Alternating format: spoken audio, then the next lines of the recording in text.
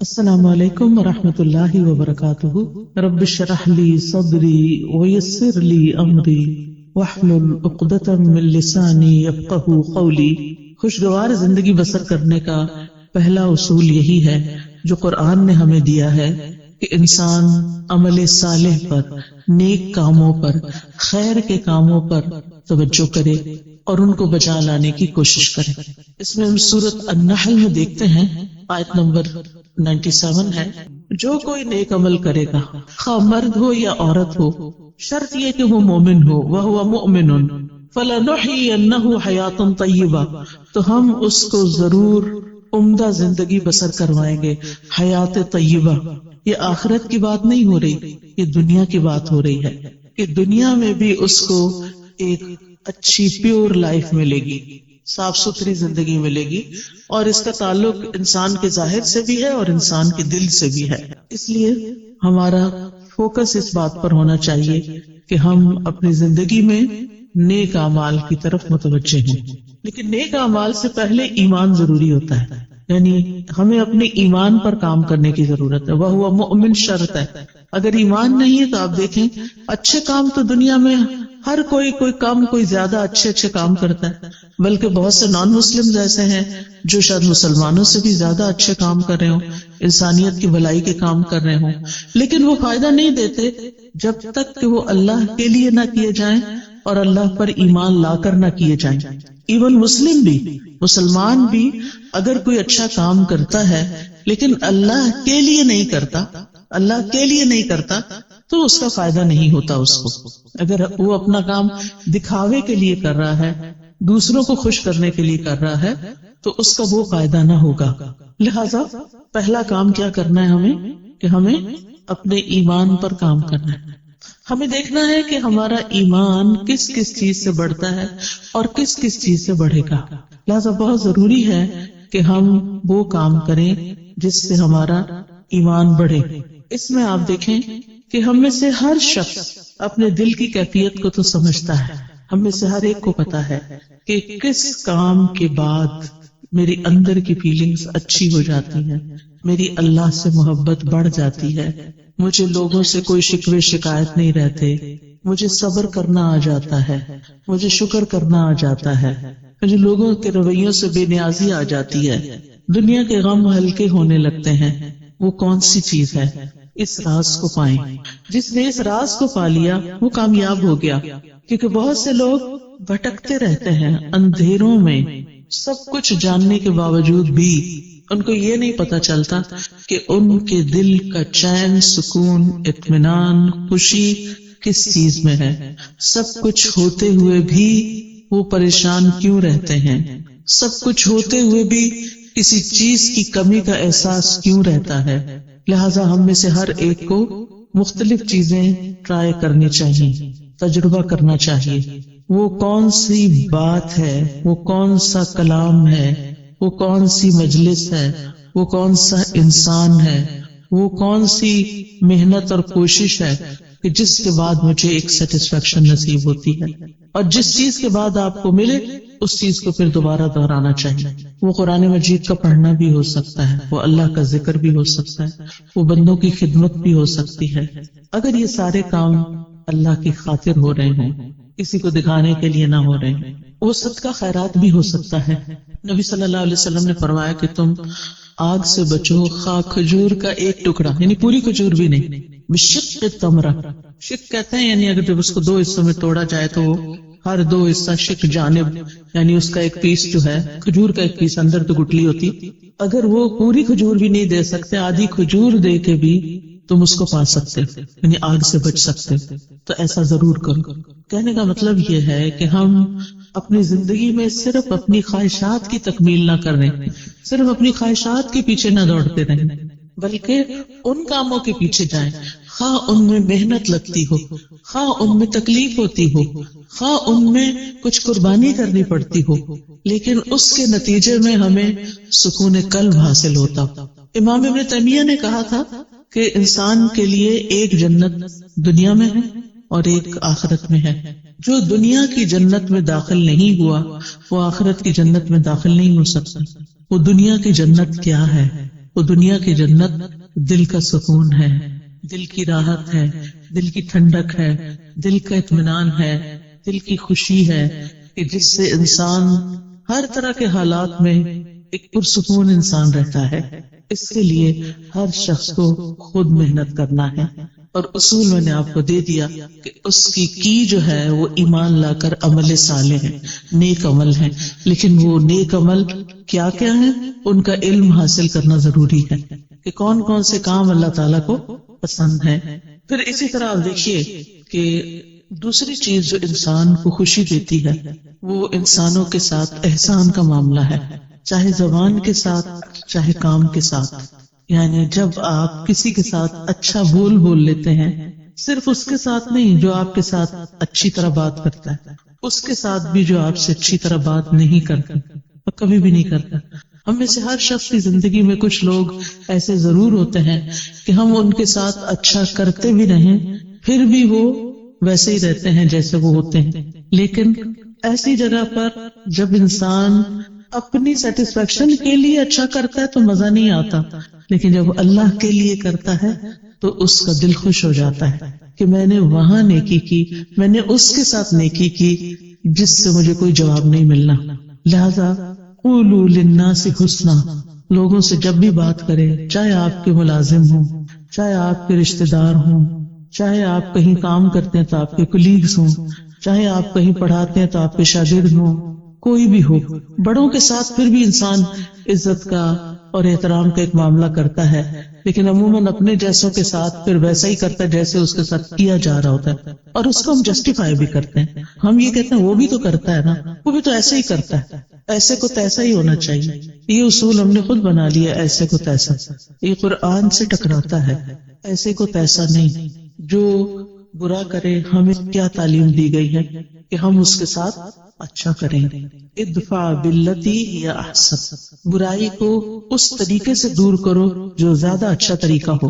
تو انسانوں کے ساتھ احسان بات کے ذریعے بھی، کوئی اچھی بات ان کو بتائیں، کوئی اچھا مشورہ دیں، اگر ان کو کوئی پریشانی ہے یا ان کو کسی بات میں کوئی مشکل پیش آئی ہوئی ہے تو ان کی اس مشکل کا حل تلاش کرنا، تو زبان کے ذریعے آپ کسی کو تسلی دے سکتے ہیں، کسی کا دل خوش کر سکتے ہیں، تو یہ احسان کا معاملہ ہے۔ اور دوسرا عمل کے ساتھ، کام کے ساتھ، جن لوگوں کے ساتھ ہمارا دن رات کا انٹریکشن ہوتا ہے، ہمیں یہ معلوم ہوتا ہے کہ ان کی ضروریات کیا ہیں، ان کے وہ کون سے کام ہیں جو میں کر سکتی ہوں، میں کہاں ان کے کام آ سکتی ہوں، اور پھر جب آپ وہی کام کرتے ہیں تو آپ کو خاص خوشی نصیب ہوتی ہے۔ ایک خوشی انسان کو اپنی خواہشات کی تکمیل سے ہوتی کہ جو لوگ آپ کو اچھے لگتے ہیں آپ ان کے لیے کچھ کرتے ہیں تو آپ کو بہت اچھا فیل ہوتا ہے، وہ بھی ایک خوشی ہوتی، لیکن وہ دراصل آپ اپنی خواہش پوری کر رہے ہوتے ہیں۔ لیکن ایک احسان وہ ہوتا ہے کہ آپ اللہ کی خاطر، للہ، صرف اللہ کو راضی کرنے کے لیے، اور کسی بدلے اور کسی صلے کی کوئی توقع نہیں۔ انما نطعمکم لوجہ اللہ لا نرید منکم جزاء ولا شکورا، ہم تو تمہیں صرف اللہ کی خاطر کھلا رہے ہیں، ہم تم سے نہ کوئی بدلہ چاہتے ہیں، شکریہ بھی نہیں چاہتے، حتیٰ کہ ہم یہ بھی نہیں آپ پہ بوجھ ڈالتے کہ آپ ہمارے لیے دعا کریں، کیونکہ سلف صالحین کسی نیکی کے جواب میں دعا کا مطالبہ کرنے کو بھی بدلہ سمجھتے تھے۔ وہ کہتے تھے کہ کسی سے یہ مت کہو کہ میں نے آپ کے ساتھ یہ کیا ہے جو بس آپ مجھے اس کے بدلے میں دعا دے دیں، نہیں، وہ خود دے دے تو یہ اس کا احسان ہے اور اس کو دینی چاہیے، کیونکہ انسان بعض اوقات کسی کی نیکی کا، کسی کے احسان کا بدلہ اس شکل میں نہیں دے سکتا جو احسان اس نے ہم پہ کیا ہوتا ہے۔ ہاں، دو شکل میں ہم اس کو بدلہ دے سکتے ہیں، اس کی غیر موجودگی میں اس کی اتنی تعریف کریں، اتنی تعریف کریں کہ دل میں تسلی ہو جائے کہ ہم نے بدلہ دے دیا۔ یہ بدلہ دینے کا ایک طریقہ ہے۔ مثلاً کسی نے آپ کو پانی پلایا، اب وہ پلا کے تو کہیں چلا گیا، کوئی اجنبی تھا، راہ گزرتے ہوئے آپ سفر کر رہے تھے، آپ کو پیاس لگی، آپ نے کسی سے کہا کہ یہ پانی مجھے دے دو، اس نے دیا، وہ چلا، بات ختم۔ نہ آپ اس کو جانتے نہ وہ آپ کو جانتے، اب آپ بدلہ کہاں سے دیں گے اس کو؟ وہ تو ایک منٹ کے لیے ٹھہرا بھی نہیں کہ آپ سے شکریہ یا کوئی نذرانہ وصول کرے۔ اب آپ کی پیاس بجھی تو آپ کے دل سے دعا اٹھی، یہ آپ کا اپنا فرض بنتا ہے کہ آپ اس کے لیے کچھ کریں، اور بہترین چیز آپ کیا کر سکتے ہیں کہ اس کے لیے دعا دے سکتے ہیں، اور پھر اپنی منزل پہ پہنچ کے اس کی تعریف کر سکتے ہیں کہ ایسا اور ایسا شخص مجھے راستے میں ملا کہ جس کی یہ اور یہ خوبیاں تھیں. اور اگر کوئی کسی کو جانتا ہو تو اس وقت بھی. عام طور پر آپ دیکھیے کہ ہم اپنی مجلسوں میں جب بھی کسی کا ذکر کرتے ہیں عموماً نیگیٹو وے میں کرتے ہیں، اچھے انداز میں کم ہی کرتے ہیں اور کم ہی لوگوں کا کرتے ہیں. حتیٰ کہ اپنے والدین کے لیے بھی ہماری زبان سے اچھے الفاظ کم ہی نکلتے ہیں. ان سے بڑھ کے تو ہم پر کبھی کسی نے احسان نہیں کیا. ہم سب سوچیں کہ ہم سب اپنے والدین کا، ان کے تو کئی ایک حقوق ہے نا، ان میں سے ایک یہ ہے کہ ان کی زندگی میں بھی اور ان کے مرنے کے بعد بھی ان کو اچھے الفاظ سے یاد کیا جائے. ہم جب بہن بھائی آپس میں مل کے بیٹھتے ہیں تو اپنے والدین کی کتنی خوبیاں بیان کرتے ہیں، یا اپنے دوستوں میں بیٹھتے ہیں یا ان کے دوستوں کے ساتھ بیٹھتے ہیں تو ان کی کتنی نیکیاں یا کتنے احسان ہمیں تو یاد بھی نہیں رہتا، ہم تو دیکھتے بھی نہیں کہ یہ احسان ہے ان کا. پھر اسی طرح اور لوگ ہوتے ہیں ہماری زندگی میں جنہوں نے ہم پہ احسان کیا ہوتے ہیں. کوئی نانی دادی ہوتی ہے، کوئی اور ٹیچر ہوتی ہے، کوئی رشتے دار ہوتی ہے، کئی لوگ ہوتے ہیں نا. ایک انسان جب گرو کرتا ہے، بڑا ہوتا ہے، تو کئی لوگوں کا اس میں ہاتھ ہوتا ہے. آپ تنہا کچھ بھی نہیں ہے. آج ہم جو کچھ بھی ہیں اس میں بے شمار لوگوں کا تعاون ہے ہماری شخصیت کو بنانے میں، ہمیں کسی قابل بنانے میں کہ ہم بڑے ہو کر کچھ کرنے کے قابل ہو سکیں. اس میں اس شخص کا بھی ہاتھ ہے جس نے بچپن میں ہمیں انگلی پکڑ کے چلنا سکھایا تھا، ہمیں دانت صاف کرنے سکھائے تھے. بعض اوقات تو مدر ہوتی ہے، بعض اوقات تو مدر کی کوئی ہیلپر ہوتی ہے. کتنے بے شمار لوگوں کا ہم پر احسان ہے. ہم سوچے کہ ہم نے اپنے محسنین میں سے کتنے محسنوں کو اچھے لفظوں میں کبھی یاد کیا. اور آپ دیکھیں کہ ہمارے منہ سے جو لفظ نکلتے ہیں نا، ان کا سب سے پہلے براہ راست امپیکٹ خود ہمارے اپنے اوپر پڑتا ہے. جب ہم اچھی بات کرتے ہیں تو اس کا اچھا اثر خود اپنے اوپر پڑتا ہے، آپ اپنا دل خوش ہوتا ہے. اور جب ہم کسی کی بری بات کرتے ہیں یا سنتے ہیں تو اس کا برا اثر آپ کے اپنے اوپر بھی پڑتا ہے. یہ ہو نہیں سکتا کہ آپ اس سے پھر بچ جائیں، کہ آپ کسی کو کچھ سنا دیں. اور سے کوئی شخص کسی کو گالیاں دے رہا ہے تو یہ تو نہیں ہوتا کہ وہ اٹھا کے صرف اس پہ کچھ پھینک رہا ہے، وہ اپنے آپ کو اپنے کانوں کے ذریعے اپنے دل پہ بھی پھینک رہا ہے. تو ان احسنتم احسنتم لانفسکم، اگر تم اچھا کرو گے تو اپنی ذات کے لیے اچھا کرو گے. انسان جب اچھا کرتا ہے تو اپنے ہی لیے اچھا کرتا ہے. اسی طرح خوشگوار زندگی بسر کرنے کے لیے بڑا ضروری ہوتا ہے، ایک اچھی زندگی بسر کرنے کے لیے، کہ انسان کسی اچھے کام میں مصروف رہے. ایک تو وہ کام ہوتے ہیں نا جو ہمیں کرنے پڑ جاتے ہیں، جو مجبوری سے ہم کرتے ہیں، ہمارے اوپر وہ ڈال دیے جاتے ہیں. مثلاً آپ بیٹی ہیں، گھر میں رہتی ہیں، تو آپ کی والدہ نے آپ کو کچھ کام کہہ دیے کہ یہ تم نے کرنے. جیسے ہم اپنے بچوں کے ساتھ کرتے ہیں، کچھ کام بیٹے کے ذمہ، کچھ بیٹی کے ذمہ، کچھ وہ تو کرنے ہی ہیں. کہ آپ کا فرض بنتا ہے کہ آپ جس گھر میں رہتے ہیں، جہاں سے آپ سارے فائدے اٹھاتے ہیں، وہاں آپ پے بیک بھی کریں، کچھ نہ کچھ واپس لوٹائیں، کچھ نہ کچھ اس گھر کی خیر خواہی کریں. لیکن یہ کافی نہیں ہے، یہ تو فرض کے درجے میں ہے نا. جو احسان ہوتا ہے نا وہ فرض سے آگے کی چیز ہوتی ہے. ٹھیک ہے نا. مثلاً حدیث سے جبریل میں احسان کی تعریف کیا کی گئی ہے؟ ان تعبد اللہ کأنک تراہ. اب اس میں آپ دیکھیں دو حصے ہیں. ان تعبد اللہ ایک حصہ ہے جو ہم سب کرتے ہیں، کأنک تراہ دوسرا حصہ جو احسان کا درجہ ہے. اگر آپ یہ نہیں کرتے کأنک تراہ تو آپ صرف عبادت کریں، فرض پورا کریں، ہو گیا. لیکن احسان کے درجے کو نہیں آپ پہنچے. احسان کے درجے کو وہ پہنچتا ہے جو اسے خوبصورت انداز میں نبھاتا ہے. تو اس میں آپ دیکھیے کہ ہم سب اپنی زندگی میں کوئی نہ کوئی ایسا مقصد رکھیں، کوئی نہ کوئی ایسی چیز کریں جو ہمارے روزمرہ کے فرائض سے آگے کی چیز ہو. اس میں ہم کوئی علم سیکھنے کی بات کر سکتے ہیں، کوئی سکھانے کی کر سکتے ہیں، کوئی ایسا ہنر اللہ نے آپ کو دیا ہے کہ جس سے آپ خلق خدا کو کوئی فائدہ پہنچا سکتے ہیں. اور جو لوگ اپنی جوانی میں مصروف زندگی گزارنا سیکھ لیتے ہیں، اپنے وقت کو لغو اور فضول بیکار باتوں سے بچا کر اچھے کاموں میں لگاتے ہیں، ان کا بڑھاپا بڑا خوشگوار ہوتا ہے. میں نے مختلف لوگوں کے بڑھاپے دیکھے ہیں، کچھ کے انتہائی مزریبل کہ رو رو کے انہوں نے وقت کاٹا زندگی کا آخری، اور کچھ کا انتہائی خوشگوار، جن میں سے الحمدللہ میری اپنی والدہ محترمہ تھی. ہم 12 بہن بھائی تھے، انہوں نے 13 بچے جنم دیے، 13واں فوت ہو گیا تھا، لیکن 12 انہوں نے پال کے جوان بڑے کیے اور ان کی تربیت کی، اور وہ ساری زندگی انتہائی مصروف رہی انہی بچوں کی پیدائش اور پرورش اور تعلیم اور شادی اور ان سب چیزوں میں. لیکن اللہ سبحانہ وتعالیٰ نے ان کو کچھ لمبی زندگی دے دی کہ جب وہ 60s کے بعد ان سب کے فرائض سے فارغ ہوئی تو انہوں نے نئے سرے سے تعلیم حاصل کرنا شروع کر دی. انہوں نے باقاعدہ داخلہ لے کے الہدیٰ میں تعلیم القرآن میں کورس کرنا شروع کیا، نوٹس بنانے شروع کیے، ٹیسٹ دینے شروع کیے. اسٹوڈنٹس کے ساتھ اتنے ہمبل طریقے سے بیٹھتی تھی کہ جیسے وہ بھی ایک اسٹوڈنٹ ہیں، یونیفارم پہنتی تھی اور بچیوں کے ساتھ ایسی ہی دوستی رکھی ہوئی تھی جیسے کسی اپنے ہم عمر کے ساتھ ہوتی. بے شمار بچیاں ان سے مشورے لیتی، کوئی کچھ بات کرتی، کوئی کچھ، یعنی سب کی وہ نانی اماں تھی.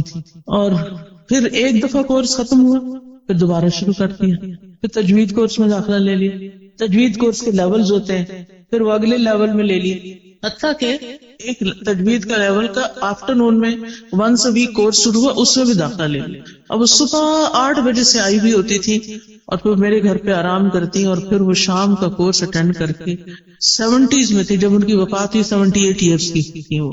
اور اس کے باوجود وہ کسی دن اپنی کلاس مس نہیں کرتے.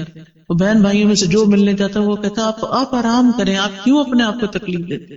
لیکن وہ صبح سویرے وہ اپنے کام پہ پہنچی ہوئی ہوتی تھی. اور جس دن وہ بیمار ہوئی ہیں اس سے ایک دن پہلے بھی وہ اپنی کلاس میں آئی ہیں اور اپنا سارا دن وہاں پورا کیا ہے، اور شام کو کسی کو ملنے کے لیے بھی گئی ہیں. اور پھر اگلے دن صبح اٹھی ہیں تو ان کو تکلیف شروع ہوئی ہے جس میں ان کی ڈیتھ 2-3 دن کے بعد ہو گئی. اور نہ ان کی زبان پہ کسی کا شکوہ، نہ کسی سے گلہ، نہ کسی سے کوئی توقع، کون میرے پاس آتا ہے اور کون نہیں. اور اگر ہم جاتے بھی تھے نا جیسے بہن بھائی ماشاءاللہ ایک کے بعد ایک، تو تھوڑی دیر بات چیت کرتی تھی تو کہتے اچھا میری ذرا سورت رہتی ہے، ہر روز سورت بقرہ پوری پڑھنی. پھر آل عمران بھی شروع کر دی کہ جب پتہ چلا کہ 2 صورتیں قیامت کے دن 2 بادلوں کی شکل میں ہو. اور پھر اپنے ہاتھ سے ڈیلی الہدیٰ میں صدقہ کرنا. الحمدللہ ان کے بعد بھی اب تک ہم نے وہ سلسلہ جاری رکھا ہوا ہے کہ جس طرح وہ خود آ کے ہر روز سیدھی جا کے صدقہ کرتی ہیں، بھیجتی کہ جا کے ڈال کے آئیں. تو الحمدللہ تو جو آتے انسان ڈال لیتا نا اپنے اندر کسی نہ کسی کام کی مصروفیت رکھنے کی. ٹھیک ہے اگر آپ کے اس وقت بچوں کی وجہ سے بہت مصروفیت ہے، آپ ریگولر 4 دن کا کورس جوائن نہیں کر سکتے، فل ٹائم نہیں کر سکتے، آپ ہفتے میں 1 دن کر لیں. آپ باقاعدہ طالب علم بنیں، آپ پڑھیں، سبق یاد کریں، ٹیسٹ کریں، تب آپ کو پتا چلے گا آپ کہاں کھڑے ہیں. اس پڑھنے میں اور صرف ایک لسنر کے طور پہ سن کے اٹھ کے بلا دینے میں بہت بڑا فرق ہے. جب آپ باقاعدہ طالب علم بنتے ہیں، اور طالب علم کے تو اجر ہی بہت بڑا ہے کہ جو شخص علم کے راستے پہ چلا وہ جنت کے راستے پہ چلا. تو چاہے ہفتہ وار کلاس لیں، چاہے ڈیلی لیں، چاہے صبح کی لیں، چاہے شام کی لیں، چاہے رات کی لیں، چاہے آن لائن لیں، یعنی کوئی طریقہ اپنے لیے ضرور سوچیں. یا پھر اگر آپ نے سب کچھ کر لیا اور آپ ونس اے ویک وہ کرتے ہیں اور پھر بھی ٹائم ہے تو خدمت خلق، سوشل ورک کا کوئی نہ کوئی کام ضرور کریں. غریب لوگوں سے جا کے ملیں، کچی بستیوں میں جائیں، جو ان پڑھ لوگ ہیں ان کو پڑھائیں، جو ضرورت مند ہیں ان کی ضروریات پوری کریں. یعنی آپ کے آس پاس بہت سے لوگوں کی آپ خدمت کر سکتے ہیں. تو جو کسی کے ساتھ احسان کا معاملہ کرتا ہے وہ احسان واپس اس پہ لوٹ کے آتا ہے، یعنی واپس آپ کی طرف ہی آئے گا. دنیا میں بھی آپ کو فائدہ دے گا، آپ کی زندگی خوشگوار ہو جائے گی، آپ کے غم دور ہو جائیں گے، اور آخرت میں تو فائدہ دے گا ہی دے گا. مسلمان کو جب قبر میں دفن کیا جاتا ہے، اور قبر کی تنہائی تو آپ کو پتہ ہے کوئی بھی ساتھ نہیں جاتا، اس وقت صرف عمل ساتھ جاتے ہیں. تو نماز اس کے سرانے کی طرف آ جاتی ہے، صدقہ خیرات اس کے، زکوٰۃ دائیں طرف آ جاتی ہے، روزہ بائیں طرف، اور صدقہ خیرات اور دیگر نیکیاں پاؤں کی طرف. لہٰذا کوئی بھی عذاب کسی طرف سے بھی آنے کا رستہ نہیں رہتا، اور وہ یہ چیزیں اس کو پروٹیکٹ کرتی ہیں. لیکن اگر ان میں ہی کمی ہو اور وہی ناقص ہو، پروٹیکشن والی ویک ہو، تو پھر کون بچانے آئے گا؟ وہاں تو رونا دھونا بھی کام نہیں آئے گا. لوگ مزے سے اپنے بستروں میں سوئے ہیں، اور قبر کا عذاب سہنے والا اندھیری کوٹڑی میں اکیلے مصیبت میں پڑا ہوا ہے جس کا کوئی فریادی نہیں ہے، کوئی پوچھنے والا نہیں. تو ابھی ہمارے پاس ٹائم ہے، ابھی ہماری زندگی ہے، کیوں نہ ہم ایسے کام کریں کہ اس دنیا میں بھی جئیں تو اطمینان کے ساتھ جئیں اور آگے بھی اطمینان کے ساتھ رہیں. پھر اسی طرح آپ دیکھیں کہ ایک اور چیز کا آپ خیال رکھیں کہ ماضی میں جو کچھ ہو چکا اس پر غمگین نہ رہا کریں، ریگریٹس نہ کیا کریں بہت، بس توبہ کر لیا کریں. جو ہو چکا سو ہو چکا، اب وہ ہاتھ سے نکل چکا ہے. اب ہمارا معاملہ اللہ تعالیٰ کے ساتھ ہے، اور وہ غفور الرحیم ہے، رحمان الرحیم ہے. لہٰذا اس سے ہم اچھا حسن ظن رکھتے ہیں کہ وہ ہمیں معاف کر دے گا. لہٰذا جتنی بھی غلطیاں جو جانتے اور جو نہیں جانتے، ان سب پر ہم توبہ کرتے رہیں، استغفار کرتے رہیں، لیکن غم نہ کریں، کیونکہ بعضوں کا شیطان انسان کو غمگین رکھتا ہے. وہ کیا چاہتا ہے کہ انسان اسی طرح الجھتا رہے اپنے غموں میں اور کچھ نہ کرے. تو آپ نے اس کے پھندے میں نہیں آنا. اس نے کہنا کہ میرا معاملہ اللہ کے حوالے ہے، مجھے اپنے رب سے اچھی امید ہے. اور حدیث میں ہمیں کیا تسلی دی گئی ہے کہ اللہ اپنے بندے کے ساتھ کیسا معاملہ کرتا ہے، جیسا وہ اس کے بارے میں گمان کرتا ہے. اسی طرح مستقبل کا ہم غم فکر بھی نہ کیا کرے. میں ہمیشہ سوچتی ہوں جس رب نے اب تک پالا ہے، اب تک سنبھالا ہے، آگے بھی وہی رب ہے. جس چیز کے بارے میں بھی فکر آنے لگتی ہے تو میں اپنے مائنڈ کے اندر اس چیز کو ایسے ریپ کرتی ہوں، اور پھر میں کہتی ہوں اللہ تعالیٰ یہ آپ کے حوالے. جیسے موسیٰ علیہ السلام کی والدہ نے موسیٰ علیہ السلام کو ریپ کیا اور باسکٹ میں ڈالا اور دریا کی نظر کیا اور کہا یہ آپ کے حوالے. ایسے ہی امیجنیشن میں جو چیز بچوں کے بارے میں فکر ہے تو ان کو بھی اسی طرح ریپ کر کے اللہ کے حوالے کر دیا. میں باقاعدہ بولتی ہوں یہ لفظ، اللہ آپ نے موسیٰ علیہ السلام کی جیسی حفاظت کی تھی ایسی میرے بچے کی آپ حفاظت کریں. یوسف علیہ السلام کا جو ماحول تھا سارا وہ کیسا تھا؟ مصر میں کسی اسلامی ماحول میں تھے، کسی اسلامی اسکول میں جا رہے تھے، یا کسی اسلامی درسگاہ میں تھے، یا کسی مسجد میں بیٹھے رہتے تھے.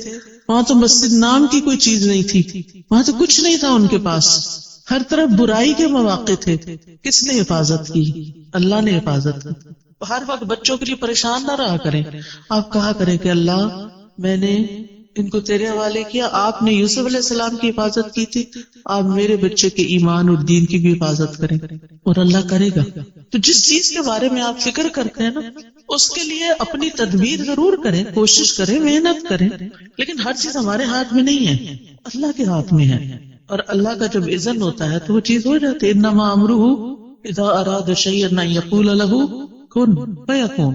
تو اس طرح اپنے بوجھوں سے آزاد ہوں تاکہ آپ شرح صدر کے ساتھ حال میں اس وقت جو کام کر رہے ہیں اس پہ فوکس کریں. مثلا میں اگر اس وقت پڑھا رہی ہوں، کچھ سکھا رہی ہوں، اور میں غم لگا کے بیٹھی بھی ہوں کسی اور چیز کا، تو میں کوالٹی نہیں دے سکتی. آپ اگر یہاں بیٹھے ہوئے اور سوچ رہے ہیں کوئی گھر میں مسئلے کا، تو آپ کا آدھا دل ادھر ہے آدھا ادھر ہے، آپ ڈیوائیڈڈ ہیں، آپ انجوائے نہیں کر سکتے. اس وقت آپ سب کچھ چھوڑ کے آئے ہیں، ریلیکس ہو جائیں، سکون سے بیٹھیں، اطمینان سے سنیں، اپنے لیے کچھ پک کریں، یاد رکھیں، ساتھ لے کے جائیں اور اس کے مطابق زندگی بسر کریں تاکہ یہاں آنے کا کچھ فائدہ ہو آپ کو. تو اپنے سارے خیالات کو کیا کرنا ہے، اکٹھا کر کے اس نقطے پہ فوکس کرنا ہے جو آپ اس وقت کام کر رہے ہیں. پھر ایک اور چیز جو دلوں کو بڑا اطمینان دیتی ہے اور وہ ہے اللہ کا ذکر. اٹھتے بیٹھتے چلتے پھرتے ہر موقع کا ہمیں ذکر سکھا دیا گیا. آپ سیڑھی چڑھ رہے ہیں تو آپ اللہ اکبر کہیں، آپ اتر رہے ہیں تو سبحان اللہ کہیں، آپ کہیں انٹر ہو رہے ہیں تو بسم اللہ پڑھیں، آپ کہیں سے نکل رہے ہیں تو دعا پڑھ لیں، آپ گاڑی میں بیٹھے ہیں تو دعا پڑھ لیں، آپ گھر میں داخل ہوئے تو پڑھ لیں، آپ گھر سے نکل رہے ہیں تو پڑھ رہے ہیں، کھانا کھانے لگے تو آپ پڑھ لیں، کھانا کھا چکے ہیں تو دعا پڑھ لیں، آپ سونے لگے ہیں تو دعا پڑھ لیں، کوئی آ گیا ہے تو سلام دعا میں دعائیں ہیں. یعنی کون سی چیز ایسی ہے جس کے بارے میں ہمارے دین نے ہمیں رہنمائی نہیں دی اور ہمیں دعائیں نہیں سکھائی؟ ہمیں پتہ نہ ہو تو وہ الگ بات ہے. لہٰذا کثرت سے اللہ کا ذکر. قرآن مجید میں اللہ تعالیٰ اپنے مومن بندوں اور بندیوں کی صفت یہ بیان کرتے ہیں وَالذَّاكِرِينَ اللَّهَ كَثِيرًا وَالذَّاكِرَاتِ، کہ وہ کثرت سے اللہ کا ذکر کرنے والے ہیں، مرد بھی اور عورتیں بھی. اور اس کے علاوہ فارغ اوقات میں ڈرائیو کر رہے ہیں، آپ گھر کے کام کاج کر رہے ہیں، کھانا پکا رہے ہیں، لانڈری کر رہے ہیں، کلیننگ کر رہے ہیں، کچھ بھی کر رہے ہیں، آپ کی زبان اللہ کے ذکر سے تر رہے، کیونکہ اللہ تعالیٰ کا وعدہ ہے الا بذکر اللہ تطمئن القلوب. اور یہ بھی آتا ہے الذین آمنوا وتطمئن قلوبهم بذکر اللہ. وہ لوگ جو ایمان لائے ہیں، ایمان والے جو ہیں، ان کے ذکر اللہ کے ذکر سے ہی اطمینان پاتے ہیں. اگر ذکر کچھ لوگ کہتے ہیں ذکر بھی کرتے ہوئے چین نہیں آ رہا، پھر اپنے ایمان پہ کام کریں، کیونکہ اللہ تعالیٰ نے ایمان والوں کی تو یہی صفت بیان کی کہ ان کو اللہ کے ذکر سے چین آ جاتا ہے، ان پہ یہ دوائی کام کر جاتی ہے. اور اگر آپ پر یہ دوائی کام نہیں کر رہی تو پھر دوائی کا قصور نہیں ہے، کچھ مشکل آپ کے اندر ہے، کیونکہ ذکر تیر بہدف نسخہ ہے۔ تیر بہدف کا مطلب ہوتا ہے نشانے پہ جا کے لگتا ہے، جس قسم کی آپ کو تکلیف ہو اس کا علاج ہے۔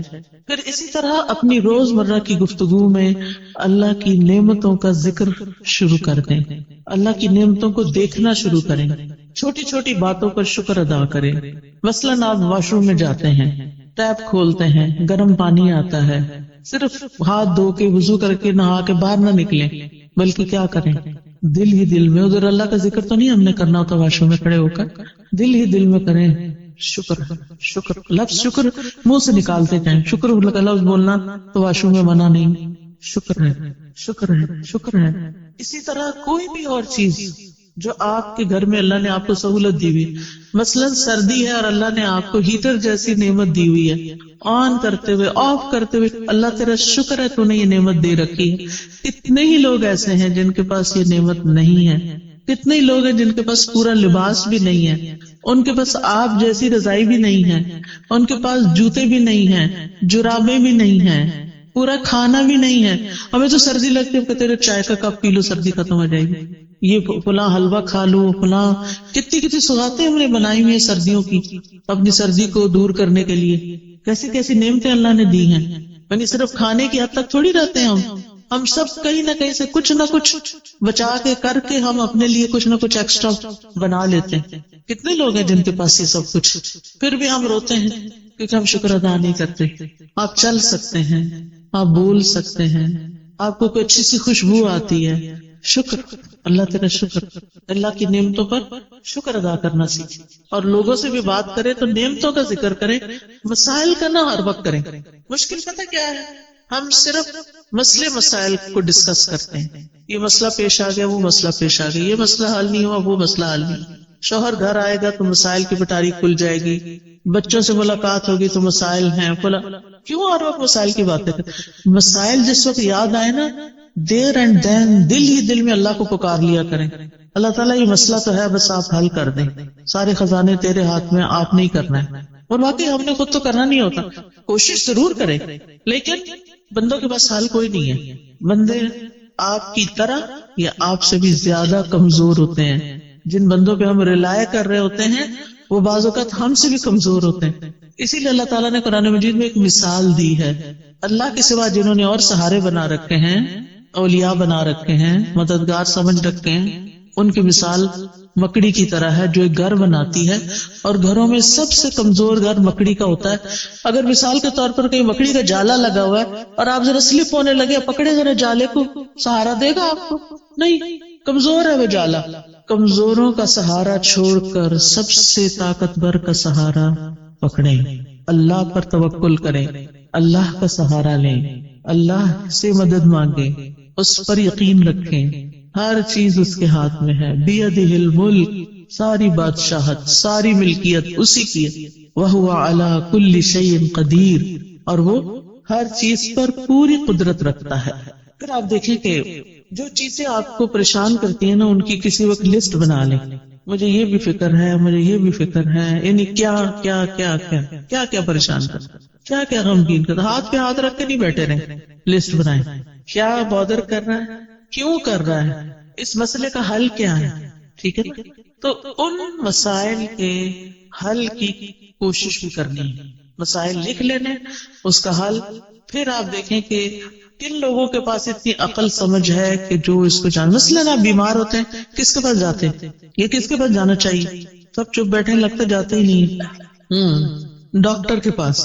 ڈاکٹر شفا دیتا ہے؟ نہیں، تو پھر کیوں جاتے ہیں؟ ذریعہ بنتا ہے، ٹھیک ہے۔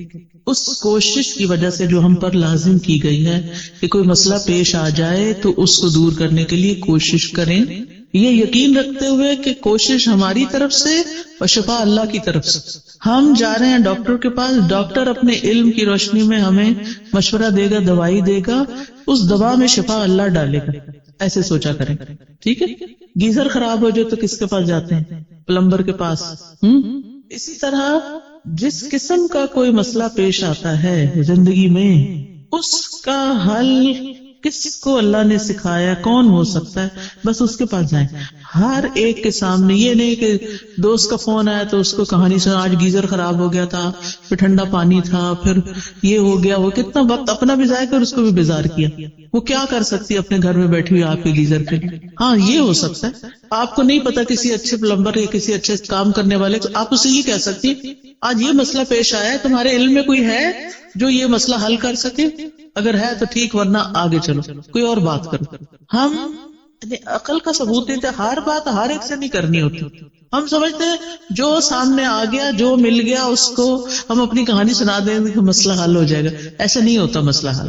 پھر اگر وہ حل نہیں کرتا یا ہم اگر اسے غلط توقع، غلطی ہماری، غلط توقع ہم نے رکھی، پھر اگر مسئلہ حل نہیں ہوا تو پھر ہمیں اس سے شکوہ ہو جاتا ہے، پھر ہم اس سے ناراض ہو جاتے ہیں. اس نے تو میرے لیے کچھ کیا ہی نہیں. بھئی وہ بیچارہ کر ہی نہیں سکتا تھا، غلطی تو آپ کی کہ آپ نے اس کو پکڑا.